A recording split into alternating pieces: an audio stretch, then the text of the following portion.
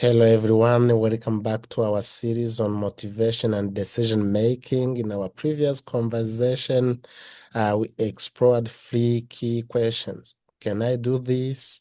Do I want to do this? What will it cost me?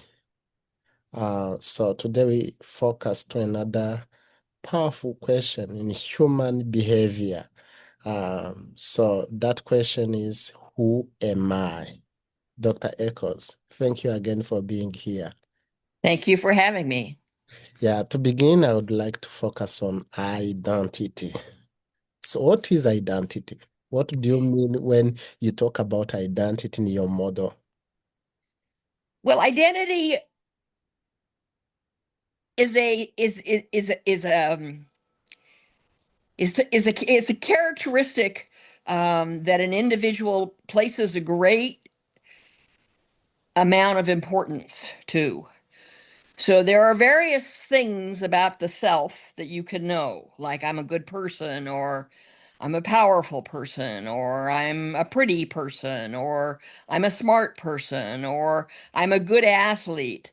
There are these characteristics that individuals learn about themselves as Mm, they're doing things and as other people are talking to them, and a lot of times will say, oh, you're such a good athlete, or that kind of statement, you're good at math or whatever.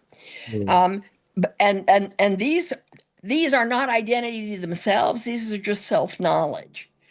But mm, if they become very central and important to the mm, person, then they're what I would call an identity. mm, So they're those things that we know about ourselves or that we want to be true of ourselves that are very, very central mm, to who we think we are. mm. Um, and I usually divide it into two kinds of identities. Is it personal and social identity? Yes. Okay. So I think of them as being two kinds of identities. Mm, One of them is the thing that makes you unique. mm, And that's a personal identity. So that could be any number of characteristics. But when Erickson is the person who first wrote about identities, and he mm-hmm, talked about identities as being formed during adolescence, and then they become guiding lights for your behavior for the rest of your life. mm, And the personal identities were those identities that sort of made you unique, made you stand out, made mm, your contribution to the community unique. mm, So a person could say, I'm going to be the best teacher in this community.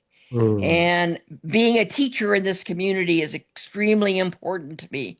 And I'm mm, going to put all my efforts into being a teacher. mm, So this would be an example of a personal identity. mm, So it's what makes you unique. A social identity is what makes you belong.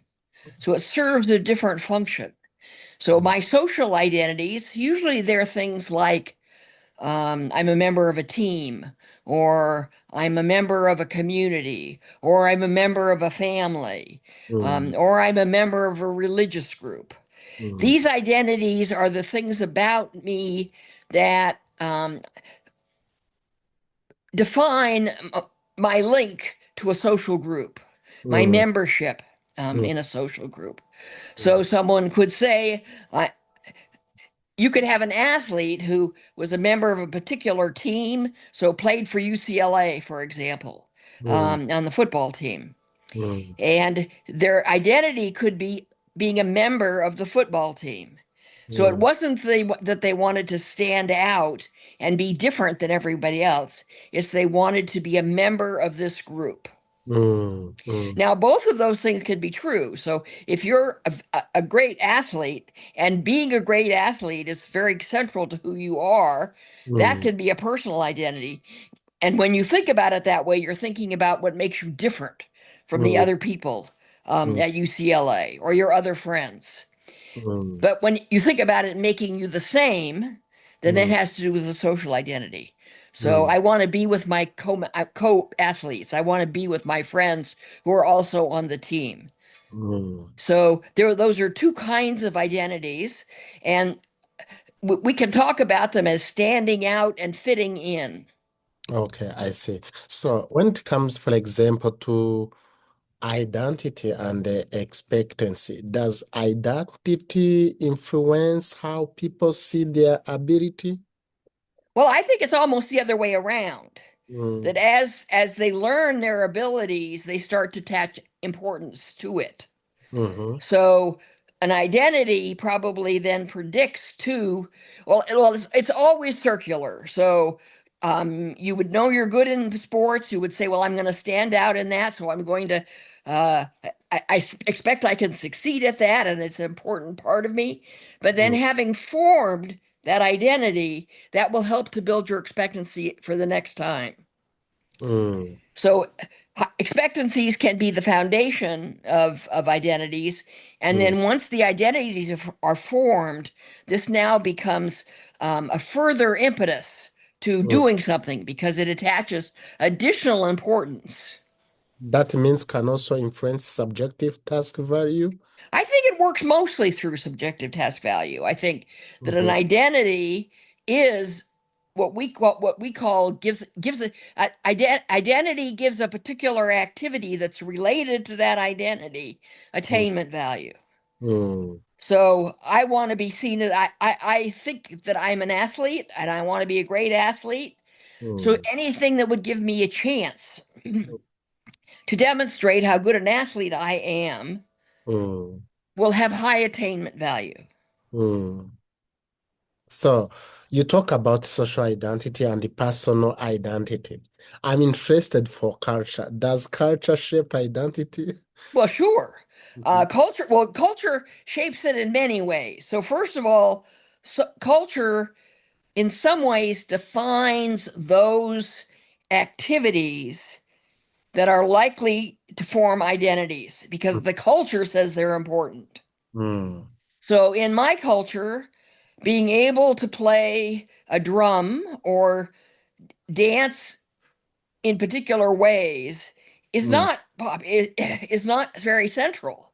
Mm. And so it's very unlikely that I will want to form an identity as a hula dancer Mm. or as a certain kind of drummer that would be part of a different culture. Mm. So how family, like family, gender, community can influence identity? Yes, yes, everything can influence identity, Mm. but the most critical the identities that are likely to be seen taken on Mm-hmm. as most important are going to be those identities that are important to your culture at large. Mm. Mm. So, American football would be an example. Mm. Um, many American boys want to be seen as a great American football player, but Mm. not a um, English football player because Mm. it's a different game. So Mm. even the term football means something different in those two cultures. And so Mm. when someone says, I have an identity as a football player, you'd want to say, well, what kind of football? Mm. And which one is more important is going to within the culture at large is going to mean it's going to have more salience to the individual as something they might want to do. Mm. So last time I asked you some question like how some people can avoid some certain fields, like even when they can succeed. So is this sometimes an identity issue or it's ability issue? Well, there's not an either or. Mm. Identity is more something that makes you want to do it. Mm. Okay. Mm. And if it's just knowledge about how good you are, then Mm. it doesn't have to be part of your identity. You can know it's true that Mm-hmm. I'm very good at football, Mm. but you don't have to identify with that. That is a separate process. Sort of Mm. taking on yourself that this is who I am Mm. is a next level of attachment I see. to that particular skill set. Mm. Mm. Wow. So how does identity now develop over time? I Well, don't. I mean, Eric Erickson talked a lot about that. I mean, a lot of it is happening in your head. So a Mm, lot of identity formation mm, is the value you come to put on it.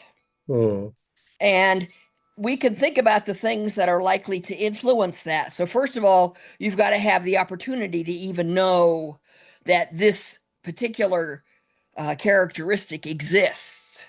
I see. I see. And that's where cultures and families have a big impact. So Mm, if you live in uh, central Mexico in a small community, you may not even know that American football exists. So you're not going to form an identity as an I, American football player because you will never see it. And nobody in your family or your school would suggest you might want to do this. mm, Okay. Where if you grow up in a small, same size community in a rural area in the United States, you're going to know about football. I agree. And there are going to be people encouraging you to play and Mm-hmm. telling you that it's good, that being good at it would be a very good thing to have, that that would be an important skill for you Mm, to develop. mm, So then you would start to play and you would start to what we would call enact that role. So you'd start going out in the afternoon and gathering your friends together and playing football. Now, mm, if you continue to get better at that, then it can become part of your identity. You can say, all right, I can succeed at this. I mm-hmm. can be good at it. I can be really good at it, which means better than other people. Mm-hmm. So I want to do that. I want to become really good at this thing so that I will stand out, so that I will be seen as very good at something that is highly valued. Mm, mm, If a person is mentally healthy, mm, that and they start out the same place as the person who finds out they're good at football and continues and identifies it with it. Well, if you start down that route but start getting information that it's a not a good, you're not good at it, you're mm, not going to be able to be the best in your school, then mm-hmm. the more mentally healthy thing to do would be to not form an identity as being a football player, to Mm. let that go and find something else you could identify with. So that means can also identity, instead of develop over time, can decrease. Say that again. Does identity, instead of developing over time, it can also go down? Oh, yes. I mean, you could imagine that a person is going to go so far and they may be very good amongst their friends, but Mm-hmm. then they get to high school and they Mm-hmm. have to compete to get on the team and they discover, well, they really aren't that good. Mm-hmm. They're the best amongst their friends, but they're not as good as the players that are going to get picked for the team. Mm-hmm. So then they have to, that's going to be quite upsetting to discover this, particularly if you've placed a high value on it. Mm-hmm. So then you have to do something to either replace it Mm-hmm. or continue to try, but if you're not particularly talented in it so that you really stand out, you're going to end up come to realize you're not going to do this. So then you're going to have to decide what you want to do about it. I had a friend who wanted to be a trumpet player. Mm-hmm. And he played and he played and he played, and at home he did okay. His parents said, "Oh, you're good at this." And then Mm-hmm. he went to try out for the high school band and played it. And they said, "You're not good enough." And he Mm-hmm. put the trumpet down and never touched it again. And Wow. to this day, if you ask him, he says, "I'm not good at music." So Oh. he found almost an anti-identity and a strong belief that he couldn't do this thing and that he didn't want to, that he Mm, didn't want to. So he would never say, well, I want to do it because I like the sound of the music and I don't have to be the best. I mm, just like to play. mm. That is a different kind of a different kind of way of thinking of yourself. Oh, so in that case, let me come back to education field.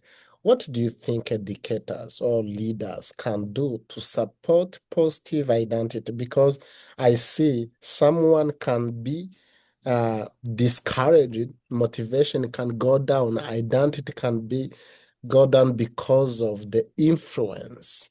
So what educators or leaders should do to support positive identity? Well, it's not, that's a really important question.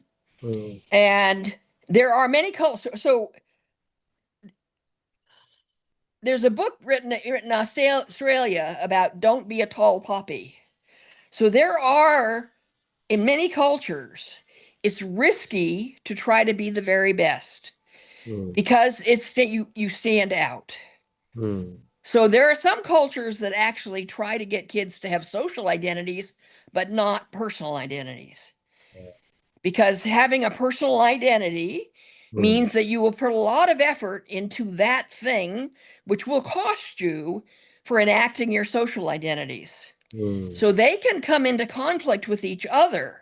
mm, And that's why in adolescence, people talk about that during the adolescent years, this dilemma between a personal identity and a social identity have to be resolved. The person has to think about how do I both fit in and stand out? And many people will say, I don't want to stand out. And they will not they will believe that their identity is not standing out. mm, So I just want to do it to a level in which I enjoy it, and I don't want to get to be the best, and I don't want to be seen as the best because then I am going to get myself in situations where I might fail. mm, So whether having a strong positive identity is a good thing or not, I think depends a lot on the culture they're in and mm, which particular identities one is going to enact. So the identity of being a mother, mm, okay, that's so my daughter, she didn't want a job, she wanted to be a mother, and she had a definition in her mind of mm, what being a good mother was. She wanted to stand out as a good mother. mm, mm, This meant that she was going to put all her time and all of her energy mm, into being a mother. mm, And mm, she is a very good mother. mm, Now her kids are grown up. They don't need a mother anymore. mhm, So what is she going to do from this point? So she's 50 and she's mhm, got half of her life left at least. What is mm, she going to do? Well, she's going to have to find either she's going to have to say, I don't want to have another identity. I just want to live and be in my social group and do just enough to get by. mhm, Or she'll have to decide whether she wants to have another personal identity, mm, another area that she really wants to stand out in. mm. Wow. So does it happen? Okay, I don't know if in your career you had experience related to being discouraged by educators or someone else to the point you said, okay, let me give up. Did it happen to you for in your career or I uh, don't think I ever said I wanted to give up. There were times that I felt I wasn't recognized as adequately as I should have been, mhm, given what I had done. mm, And that felt painful because it was my identity as an academic was mm, very important to me. mm, And when it became clear that I wasn't going to get certain indicators mm, of certain honors that would indicate that I had been an outstanding academic, mm, that made me sometimes feel like maybe I should do something else. Maybe I should quit. Now, not everyone has that desire. So that is an intense desire to stand out. mm, And I don't think we know exactly how that happens, but I happen to have it. I mean, I have this strong ambition to try to stand out as an academic. mm, I got so far, and that was clearly, I mean, now I'm retiring. So in some ways, I am ending and saying, I've done it. I've done all I'm going to do. So there mm, are lots of ideas in this conversation that we're talking about now.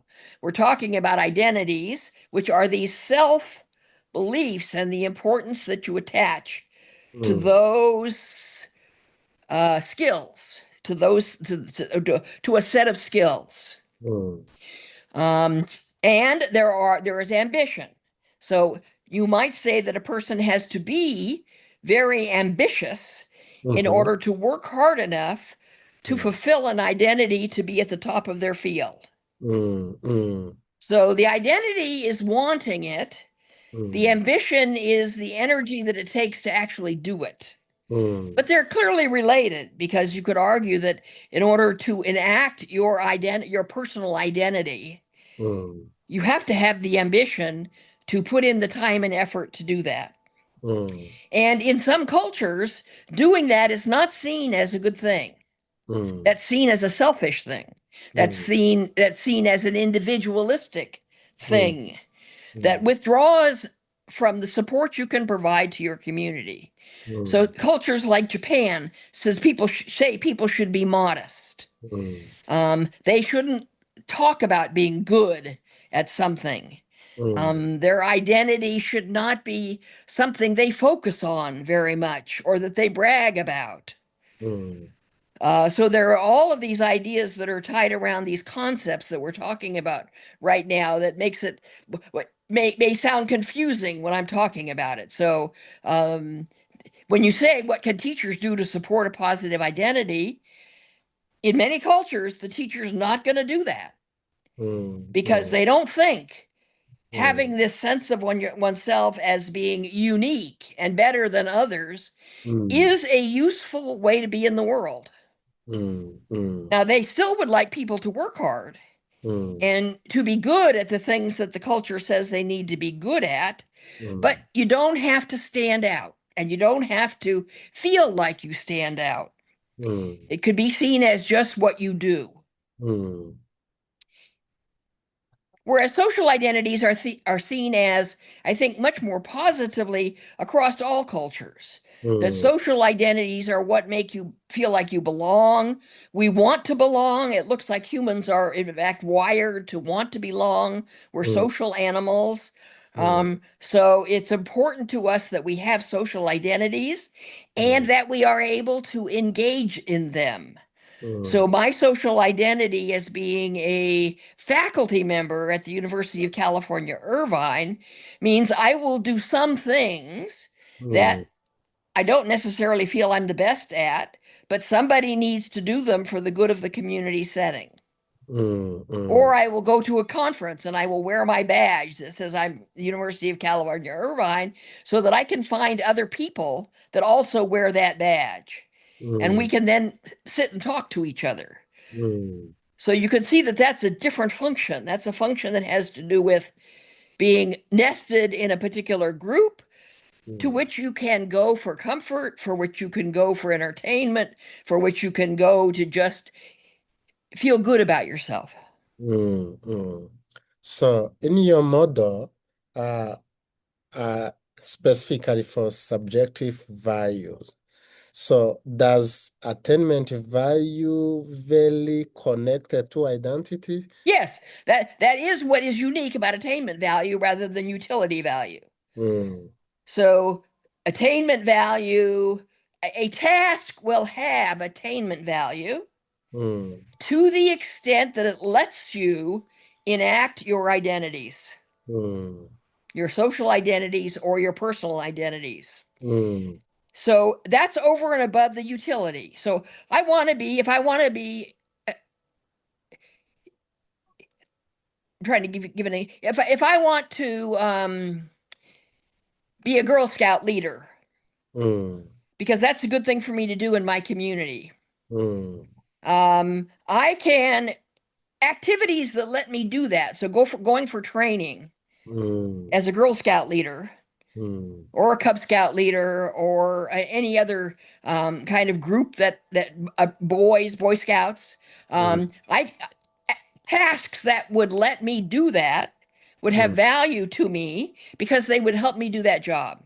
mm, mm, Now, that's a social. I would say that's probably a social identity, not a personal identity because almost everybody can be a scout leader if they want to be. It's not a particularly demanding, it's not a job that will make you stand out because mm, it's a fairly easy job. And but you need to be trained to do it. So that would be a social identity that you want to have that being able to do it would give the activity attainment value to you. mm, mm. I see. I say now attainment value is very connected to identity more than utility value because It is, it is. I mean, that's what defines attainment value. So Um, when did you discover that attainment value is very connected to identity? Because the time I discussed with you, then I found identity is connected to attainment value. I said, now that make more sense. So when did it happen to you to have that clear difference between utility value and attainment value? well, very early, because I was very interested in identity formation from an Mm, Ericksonian perspective, not from necessarily this model that we were developing. mm, But I was interested in how people became to know themselves, and I was particularly interested because I began this work being interested in gender and how it ends up affecting people's lives. mm, Um, I was interested in how one becomes, what role does one's gender play? And the term gender identity mm, means I know my gender, but my gender is also very important to me. mm, So a gender identity is different from gender. So you mm, can have females that say I'm a female, but they don't care. It doesn't matter to them. And you can have females who say being a female is very important to who I am. That's mm, part of my identity. mm, mm, Probably a social identity, not a personal identity, because what it means is you could easily enact all of the characteristics that would make people around you mm, think you were a competent female. mm, And so it was because of this interest in trying to think about how something like identity or other social roles that mm, people play end up affecting behavior. mm, mm, And why we began thinking this, so we began thinking what would be the things that would keep some females from not going into mathematics. mm, Well, in the United States, math is seen as very difficult and more appropriate for boys than for girls. mm, So if you're a female and you have a strong gender identity, as mm, opposed to just gender knowledge, mm, you would say, I don't want to become a mathematician mm, because that, in fact, takes away from my sense of femininity. mm, So the identity makes activities that will counter one's identity negatively valued. So mm, they would have negative attainment value. mm, mm, So that's how I first began trying to think, how did I how did I make a distinction mm, between things like gender identities and mm, things like I being a great athlete mm, identity? mm. Wow. So And that, I think of them as different, and mhm. that's where we began to think about this distinction between attainment value and utility value. Oh, I see. That's when you started to understand how the female choose STEM or math in their career. That was Yeah, the time. yeah. Or why men didn't go into teaching, because teaching was seen in the United States, there are very, very few men Mm, in teaching. mm, And even those who teach primarily teach at the secondary school or junior college level or college level. They mm, don't teach as elementary school teachers. mm, And part of that, I believe, is that job is seen as a female job. mm, mm, So for a man to go into that field, that would appear to that would undermine his self, his view of himself as a masculine man. mm. I see. I So think again, it would have negative attainment value to the man. I see.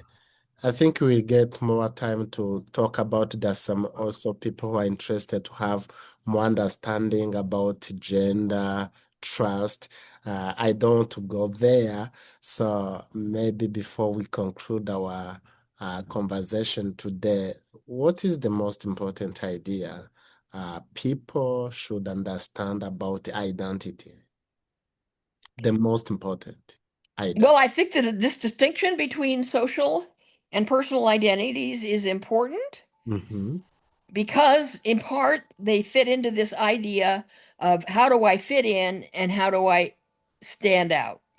Mm. And that this is a psychological task Mm-hmm. that all individuals have to solve. Mm. And you want to feel good about yourself, so Mm. you want to have the right balance between standing out and fitting in. Mm. And the culture needs to be, you need to take into account the way culture has an impact on what is the right balance Mm. between standing out and fitting in. Mm. So communal cultures, by their nature, are Mm. more focused on strong social identities than strong personal identities. Mm. Capitalistic, individualistic cultures, by their nature, are Mm. more focused on personal identities than on social identities. Mm. This has all kinds of implications for the way the members in those two different cultures choose to spend their lives Mm. Mm. and what activities will have high value and will have low value to them. Mm. Mm. Wow. That's very good. To me, I'm very, very happy to hear from you, even to have understanding between personal identity and the social identity, and also the way you talk about the social identity and personal identity. It can be also influenced by where you are from because they value social identity more than personal identity. So it's good to understand also those differences. It can be Mhm. influenced by many things. Yes. Yeah. So thank you so much. Thank you for your time. I don't want to say it's the end. We are still having more sessions. Thank you for your time and also the wisdom, the knowledge, the skills you are giving to different people. They will benefit from this conversation. Thank you. Good. Good. Well, Mm, thank you very much. yeah, I really appreciate. Okay. Mm. So that's really good. Okay, good. I need